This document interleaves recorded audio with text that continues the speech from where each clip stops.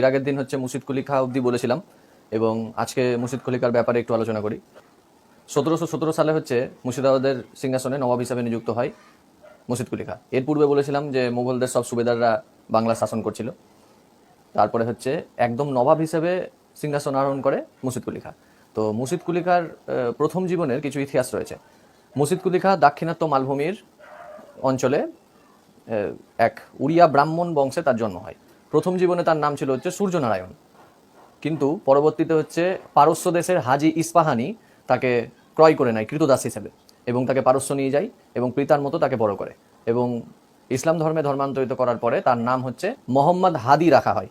এবার হাজি ইস্পাহানি ঔরঙ্গজেবের হিসেবে দাক্ষিণাত্যে নিযুক্ত হয়, মানে দাক্ষিণাত্য অঞ্চলের দেওয়ান হিসেবে হাজি ইস্পাহানি নিযুক্ত হয় এবং বললাম যে পিতার মতো মুর্শিদ কুলি খাঁকে মানুষ করে এবং এই দাক্ষিণাত্যে দেওয়ানি করার সময় দেওয়ানির সমস্ত নিয়মাবলী বা কার্যকলাপ ইস্পাহানি এই মুর্শিদ কুলি খাঁকে শিখিয়ে দেয় এবং খুব কম সময়ের মধ্যে মুর্শিদ কুলি খাঁ এই কাজে দেওয়ানি কাজে হচ্ছে দক্ষ হয়ে পড়ে এবং দক্ষ হওয়ার পরে হচ্ছে খুব তাড়াতাড়ি হচ্ছে ঔরঙ্গজেবের নজরে আসে।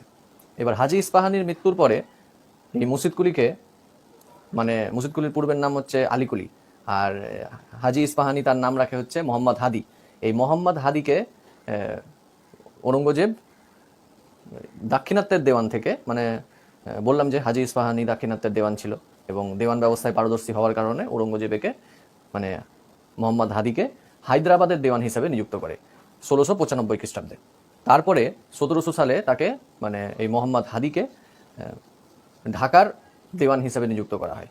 আর এই সময় হচ্ছে ঔরঙ্গজেব এই মোহাম্মদ হাদির নাম রাখে হচ্ছে মুর্শিদ কুলি খাঁ। এবার পূর্বের ভিডিওতে আমি একটা কথা বলেছিলাম যে ঔরঙ্গজেবের পৌত্র আজিম উফসানের কথাটা বলেছিলাম যে হচ্ছে প্রথম বাহাদুর শাহের পুত্র ছিল, মানে প্রথম বাহাদুর শাহের বাবা হচ্ছে ঔরঙ্গজেব। এবার আজিম উফসান হচ্ছে বাংলার সুবেদার হিসাবে নিযুক্ত হয়, কিন্তু পূর্বের ভিডিওতে বলেছিলাম এই আজিম উফসানের সঙ্গে মুর্শিদ কুলি খাঁর একরকম বচসার সৃষ্টি হয়। আজিম উফসান এই মুর্শিদ কুলি খাঁর পদোন্নতি কোনোদিনই সহ্য করতে পারেনি, মানে এই ঢাকার তাকে দেওয়ান হিসেবে নিযুক্ত করা হলো, এই ব্যাপারটা হচ্ছে তার কাছে খুব একটা ভালো ঠেকেনি। এই কারণে হচ্ছে মুর্শিদ কুলি খাঁর সঙ্গে এই হাজি মুফসানের হামেশাই হচ্ছে ঝামেলা লেগে থাকতো। এবার পূর্বে বলেছিলাম যে অসুস্থতার কারণে ঢাকা ছেড়ে দেয়।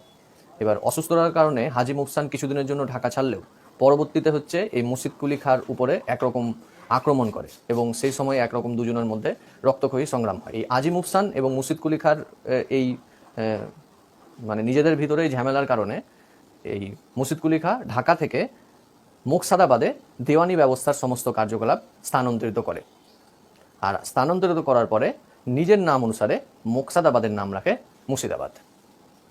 এবার প্রথম বাহাদুরের কথা বললাম, মানে আজিম উফসানের বাবা, মানে ঔরঙ্গজেবের ছেলে প্রথম বাহাদুর এই দুজনের মধ্যে ঝামেলাটাকে দূর করার জন্য এই মুর্শিদ কুলি খাঁকে পুনরায় আবার দাক্ষিণাত্যের দেওয়ান হিসাবে নিযুক্ত করে। কিন্তু তার পরবর্তীতেই এই আজিম উফসানের ছেলে যখন মোগল সিংহাসনে বসে, মানে ফারুক সিয়ার একদম 1717 সালে তাকে পুরোপুরিভাবে মুর্শিদাবাদের নবাব হিসেবে নিযুক্ত করে আর নবাব হওয়ার পরেই হচ্ছে বাংলার রাজধানী মুর্শিদাবাদ হয়ে পড়ে। এর পরবর্তীতে হচ্ছে আসবে আলীবর্দী খাঁয়ের কথা আসবে, সিরাজউদ্দৌলার কথা আসবে। তো এটাই ছিল হচ্ছে মুর্শিদ কুলি খাঁর কাহিনী। তো আজকের আলোচনা এইটুকুই।